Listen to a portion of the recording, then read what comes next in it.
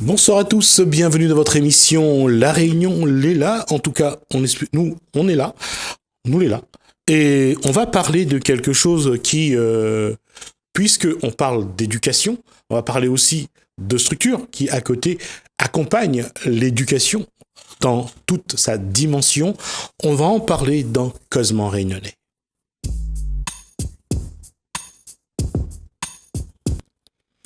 Et pour en parler, on va recevoir Claude Calmet, donc directeur de l'Académie des Dallons du Bernica. Bonsoir. Bonsoir.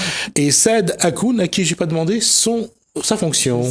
Bonsoir, je suis travailleur social à l'Académie des Dallons du Bernica. D'accord. Alors, l'année commence. Bonne année à vous deux d'ailleurs. Merci. Et qu'est-ce que j'allais dire? Alors, la future promotion, c'est pour quand? Alors, on va faire quelque chose que je dois absolument de faire à chaque fois. On va l'expliquer d'abord. Même si c'est redondant, c'est quoi l'Académie des Dallons? L'Académie des Dallons, c'est un projet d'innovation sociale. C'est la seule structure de ce type qui existe tant à La Réunion qu'en métropole. Je pense que c'est important de le dire. Qui s'occupe de personnes âgées de 18 à 25 ans, hommes et femmes. C'est des promotions qui viennent sur un contrat d'engagement de 12 mois, avec une période de 3 mois qui est axée sur le développement personnel, la citoyenneté et la définition d'un projet. Et une période de 9 mois de mission de service civique, où la mission de service civique est repérée à partir des compétences qui sont développées à l'internat. Et durant cette période, les personnes sont accompagnées sur le projet personnel et le projet professionnel, aussi par une équipe. Et donc, notre particularité, c'est qu'on s'adresse à des jeunes de 18 à 25 ans. La plus grande majorité ont un niveau 3e, et puis pour des situations de vie, donc n'ont pas pu mener à bout une formation, un parcours scolaire, voilà, donc qui sont un petit peu en recherche d'un second souffle. Donc l'objectif de l'Académie des Dallons, c'est avec les publics les plus fragiles, on va dire. Mais simplement, on leur fait une autre proposition pédagogique. C'est ce qu'on appelle, nous, la pédagogie de l'action, où on ne parle pas des difficultés des gens. On travaille à partir des ressources, de ce qu'ils amènent, de ce qu'ils savent faire, de leurs compétences. Et on avance avec ça. Alors, ma question, je disais que la dernière promotion, ça s'est terminé quand? Alors, la dernière promotion de garçons s'est terminée à la fin du mois de décembre. Et donc, c'est une promotion d'internat qui était, comme vous avez peut-être pu le voir, sur la finalisation d'un jardin pédagogique. Donc, les événements de la fin de l'année nous ont un petit peu amené on a un certain nombre de travaux sur l'académie qu'on est en train de finaliser actuellement. Et donc, cette promotion-là, donc sur son premier mois de mission de service civique, a été mobilisée sur la réalisation du jardin pédagogique qui sera présenté le vendredi 8 février avec l'ensemble de ces supports. Mais voilà, c'est une promotion d'hommes. Et donc là, on est en train de préparer l'accueil d'une promotion de jeunes femmes. Alors, c'est le même travail, qu'il s'agisse des garçons ou du sexe féminin. Pour le travailleur social que vous êtes, Saad Akoun, comment on travaille avec cette génération et comment on travaille avec les garçons puis les filles? Il y a, Monsieur Calmet a dit quelque chose d'important. Les personnes qui viennent chez nous sont des volontaires. Ce sont des personnes qui, à un moment donné de leur vie, ont décidé de se relancer, de se donner une seconde chance et de s'inscrire dans le volontariat et de venir à l'Académie des Dallons. Donc, ce qui est important aussi, c'est que chez nous, le prisme avec lequel on regarde les personnes, c'est vraiment les ressources, les compétences. C'est vraiment, quand une personne arrive chez nous, elle a certainement des freins mais on verra ça dans un second temps. Elle arrive avec tout son potentiel. Le travail sera de mettre en lumière justement pour la personne et pour son environnement le potentiel que la personne a. Et les freins, quand ils vont arriver, on va retravailler tout ça ensemble. Donc, que ce soit les garçons ou les jeunes femmes, il y a des spécificités différentes, mais on accueille tout le monde avec le même état d'esprit. Et là, en préparant la promo de jeunes femmes, on se rend compte qu'il y a un peu moins de demandes chez les jeunes femmes que chez les hommes. Hein.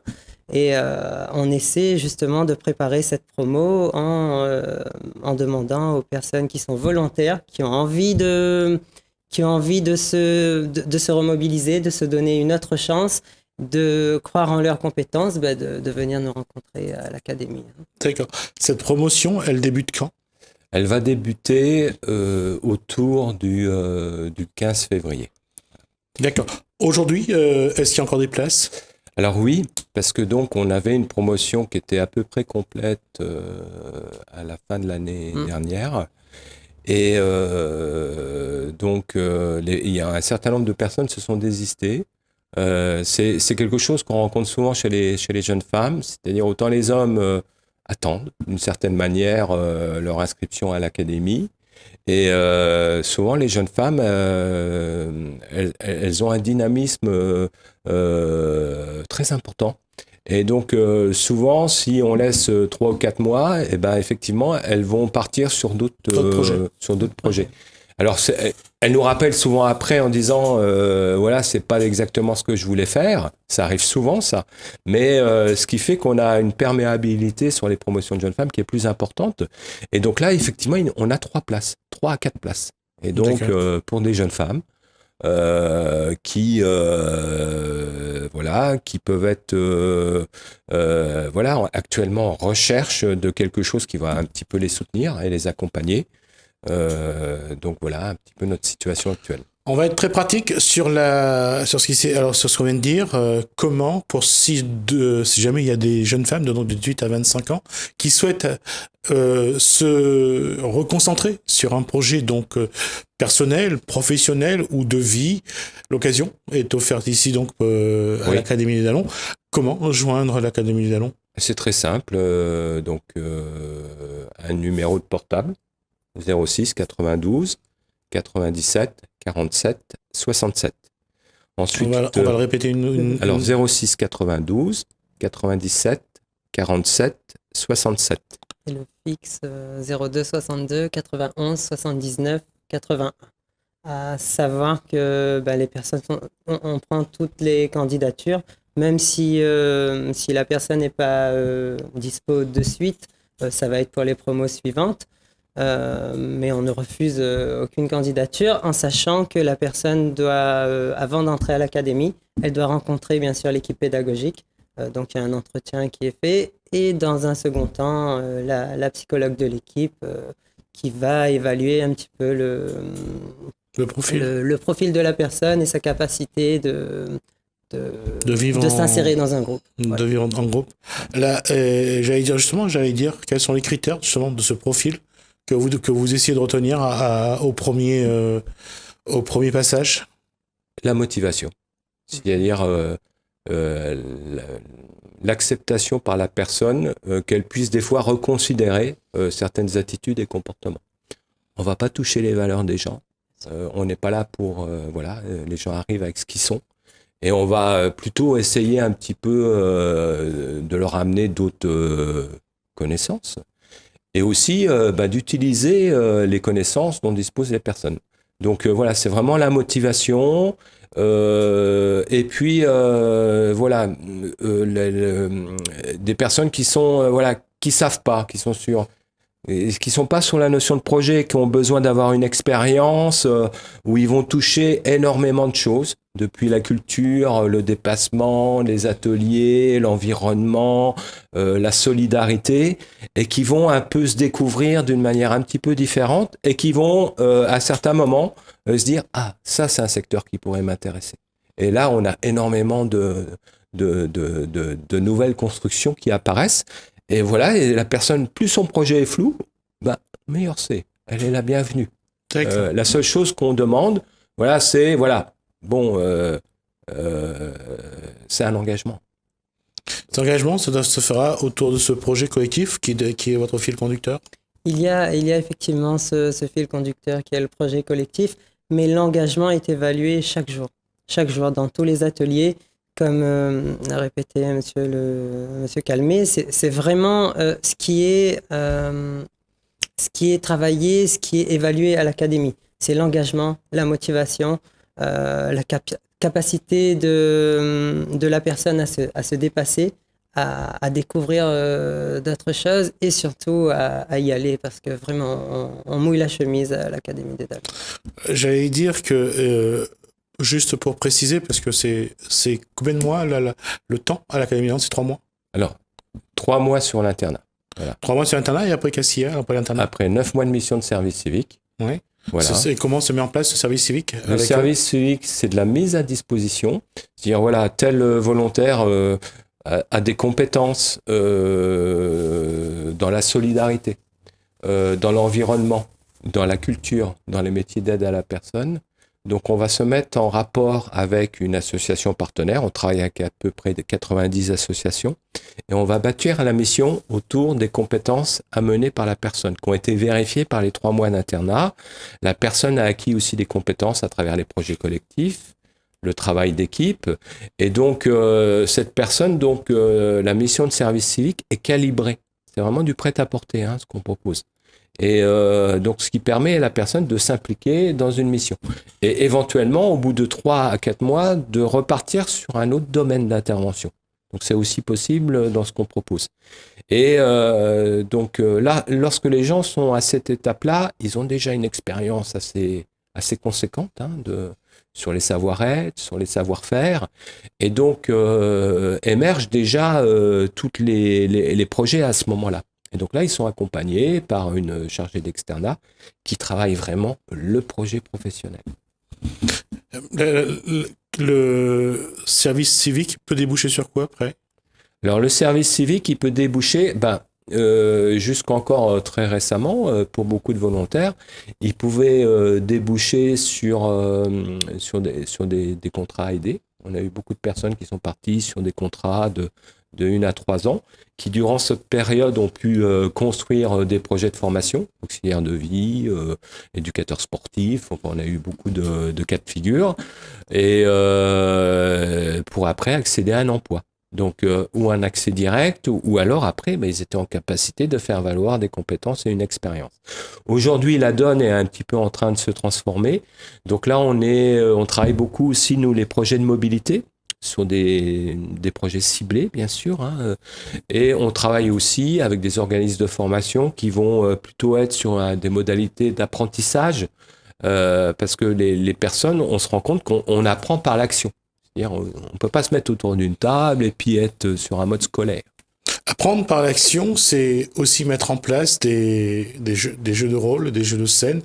On va vous proposer un exemple de ce qui a été fait par une des promotions féminines il y a quelque temps déjà.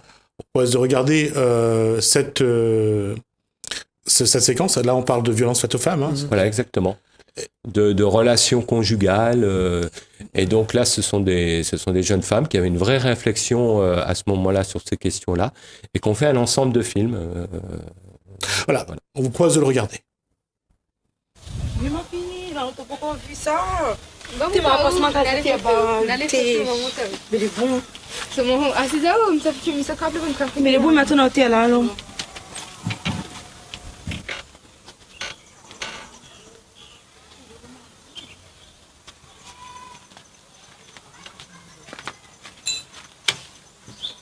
Quoi pas moi? Oui. Pour le travail, quoi pas moi? Mais si, regarde comment elle vote. Oublie pas. Ma fille. T'es notée à 8. Moi quand même. Toi, comme t'es petit gars. Là, j'ai changé. La refait. On va refaire. Voilà mon chéri, regarde. Bonjour. Bonjour. Bonjour. Ça va? Bonjour. Ça va. C'est une amie. Mais c'est quelle heure il est là? Oui, ben, je viens de rentrer, on avait des choses à faire, je suis désolée.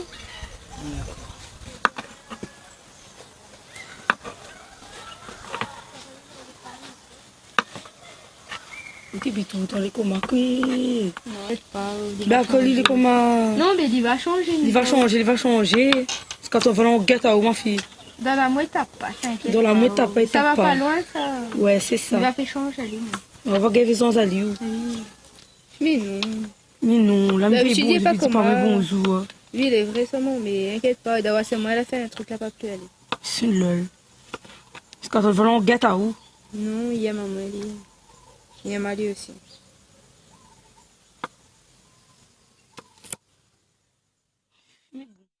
T'es ma fille. T'es les bons gars. Merci. Cuisine bien, faut dormir la recette. Hein? Oui. Ah oui. Goûterie, mon petit pois. Une vue. Mais pas trop trop, ça même. Écoute, moi. Une vue.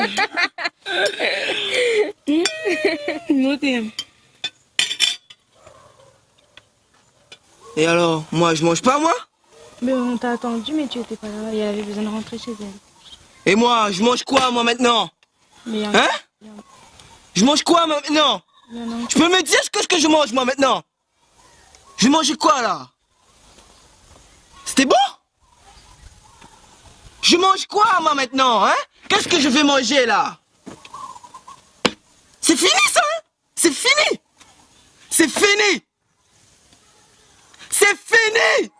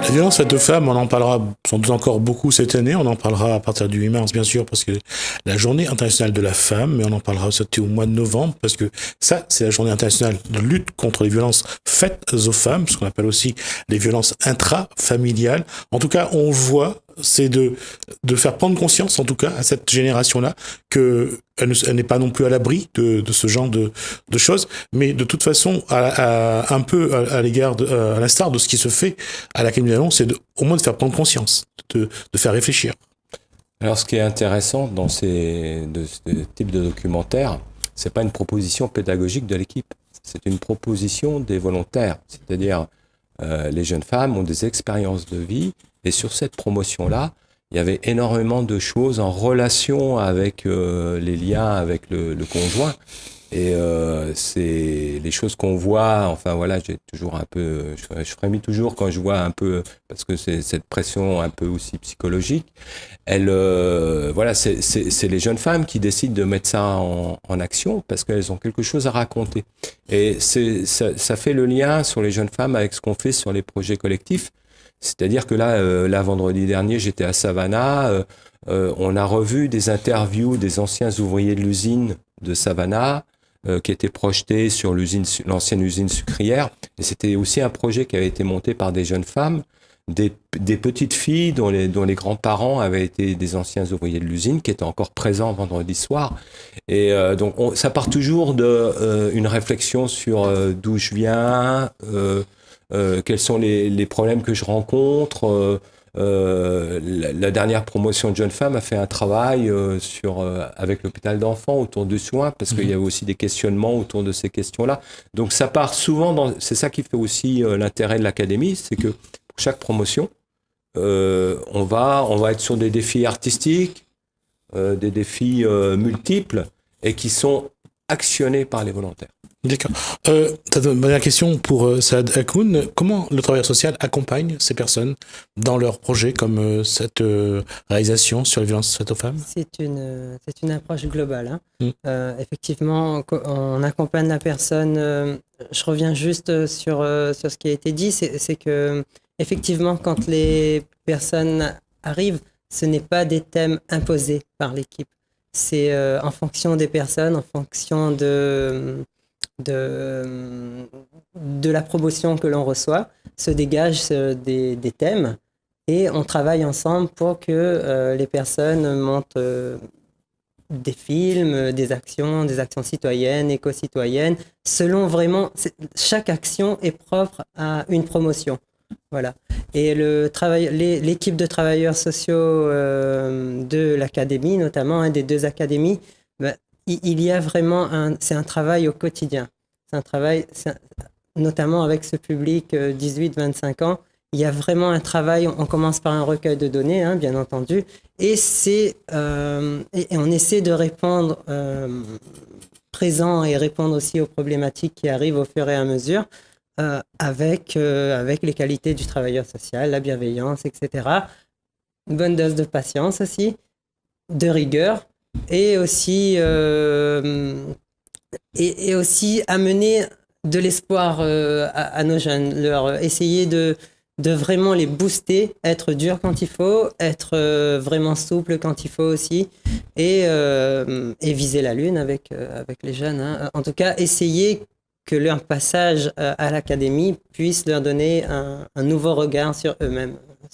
Ce serait déjà une victoire. Merci Saad Hakoun. Juste, on va terminer cette partie, mais juste après, on va vous diffuser une autre réalisation des jeunes de la Clinique d'Allons. Ça va être le Kissamilé. Alors Kissamilé, c'est donc une partie d'un projet collectif qui avait été réalisé sur le Lazaret avec les habitants de la Grande Chaloupe. Et donc, il y avait un spectacle qui racontait donc l'histoire du Lazaret. Et donc, et ils ont fait aussi un documentaire, une petite équipe de volontaires, hommes là pour le coup, sur Kissamilé. D'accord. On va regarder Kissamilé et juste après, il y aura le Kosaïdi dans notre commune. On se retrouve juste après. Merci messieurs. Merci à vous.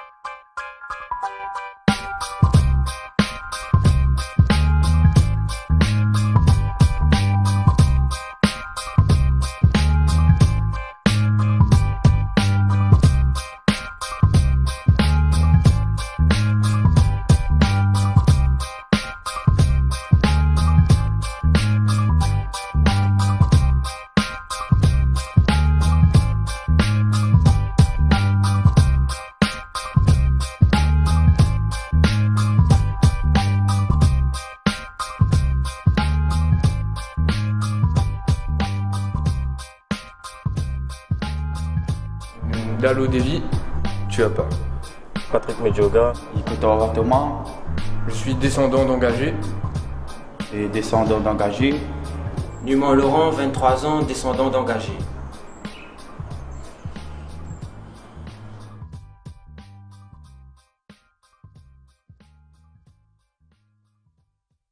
Le contexte en fait d'invention de ce site-là, c'est que après la période de l'abolition de l'esclavage, a mis en place un nouveau système de travail qui s'appelle l'engagisme, qui consiste à proposer des contrats de travail à des gens étrangers à la colonie, et donc qui viennent de tout l'océan Indien vers la Réunion. Et pour ça, il faut un sas sanitaire, il faut une entrée pour isoler le monde, pour être sûr que vous n'amènez pas des maladies dans l'île, puisqu'on n'a pas de vaccin, la médecine n'a pas les progrès que nous en avons aujourd'hui. Et du coup, ce lieu-là, il devient un lieu d'isolement pendant une période donnée, le temps de voir s'ils ont une maladie ou pas, ils produisent, ils arrivent.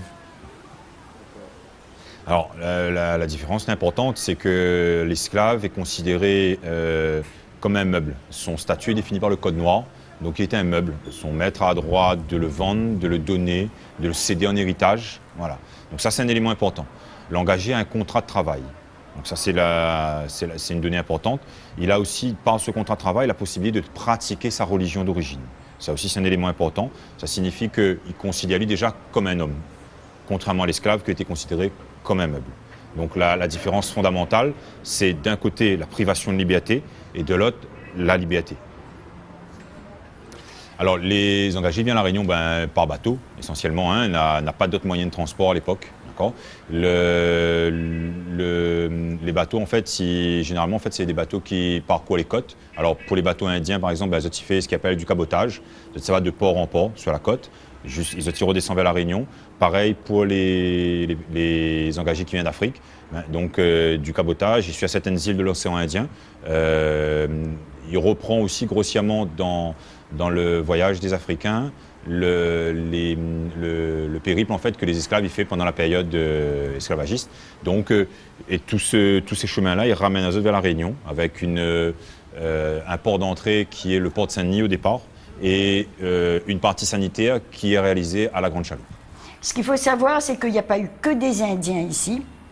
On parle des Indiens parce qu'ils étaient beaucoup plus nombreux que les autres et ils sont arrivés d'un seul coup, les engagés. Mais il y a eu les Chinois, il y a eu des Indiens de différentes qualités, des Indiens du Sud qui étaient hindous, il y avait des Indiens qui étaient musulmans, et il y avait des Indiens qui étaient catholiques déjà depuis là-bas en Inde. Et tout ce monde-là était ici. Il y a eu aussi des Malgaches, parce qu'il y a eu beaucoup d'Africains malgaches, des engagés malgaches et des engagés africains. Et puis, ce qu'il faut savoir, c'est qu'il y a eu aussi beaucoup de Blancs qui ont été bloqués ici. Parce que sur le bateau, il suffisait qu'il y ait quelqu'un qui soit malade. Donc, tout le monde était obligé de caler ici. Alors, le Lazaret, c'est ce qu'on appelle un lieu de mémoire important pour les descendants des engagés qui vivent à La Réunion aujourd'hui. Ce que nous connaissons en termes de statistiques, c'est que en autour de 1882, nous avons une composition de la population par tiers. Un Réunionnais sur 3, il descend d'un primo-arrivant mélangé avec des Africains, des Malgaches ou des Indo-Portugais qui composent la population libre ou dite libre de couleur. Un Réunionnais sur 3 a été libéré pendant la période de l'abolition de l'esclavage en 1848, donc descend directement de ce qu'on appelle un il compose une population qui appelle les afro-descendants, donc des mélanges entre des populations qui viennent de Madagascar et d'Afrique. Un Réunionnais sur 3 descend d'un engagé ou est un engagé, donc reprend des populations qui à La Réunion vient de tout l'océan Indien. Donc en fait, finalement, la population réunionnaise, c'est un croisement de ces branches-là. Donc, on peut descendre de l'un ou de l'autre, d'accord, mais forcément, à un moment donné, dans un arbre généalogique, on aura une connexion entre la période esclavagiste ou la période engagiste. Donc, le Réunionnais, en fait, c'est quelqu'un, il a un pied dans ses ancêtres dans la période esclavagiste et un pied dans la période engagiste. C'est ça qui forme un petit peu l'identité réunionnaise. Donc, ces lieux-là, l'important, c'est des lieux symboliques qui permettent de reconnecter un peu les parcours individuels avec l'histoire de la Réunion.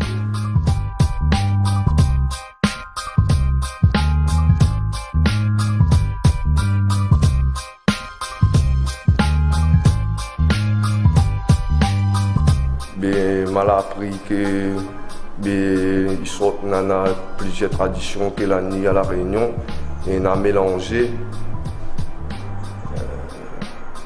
Pour moi, le Lazaret m'a apporté de connaître mieux sur mon histoire de La Réunion, de savoir ce qui m'entoure. Tout ça me rend plus fort, de connaître mon histoire, ma famille. L'histoire du Lazaret, l'a appris à moi déjà, à moi cumuler, tout ça me sort. L'a appris à moi à savoir plus sur mon ancêtre.